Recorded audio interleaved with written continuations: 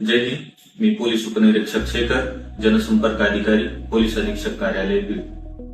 सध्या जनगणनेच्या नावाखाली फसवणुकीचे अनेक प्रकार समोर येत आहेत, ज्यामध्ये फसवणूक करणारे स्वतःला सरकारी कर्मचारी असल्याचे भासवून तुमच्या घरी येतात, तर काही जण व्हॉट्सअप, SMS द्वारे लिंक पाठवून किंवा फोन कॉलद्वारे तुमची वैयक्तिक माहिती मागतात.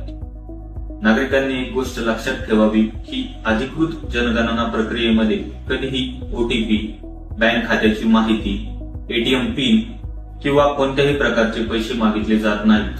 फसवणूक करणारे अनेकदा नागरिकांना घाबरवण्यासाठी किंवा आमिष दाखवण्यासाठी असे सांगतात की तुमचे नाव सरकारी योजनेमध्ये समाविष्ट करून देतो, घराची माहिती अपडेट करून देतो किंवा या लिंक वरती जाऊन आपण जर माहिती भरली नाही तर आपणास दंड आकारला जाऊ शकतो.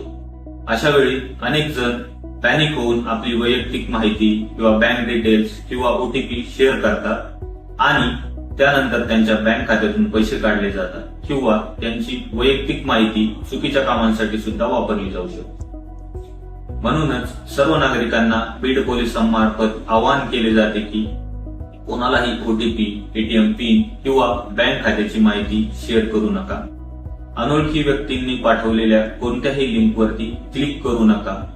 कोणतीही माहिती देण्यापूर्वी संबंधित व्यक्तीचे अधिकृत सरकारी ओळखपत्र नक्की तपासा. तसेच कोणत्याही संशयास्पद कॉल, मेसेज किंवा व्यक्ती आपणास आढळल्यास तात्काळ आपण बीड पोलिसांशी संपर्क साधावा.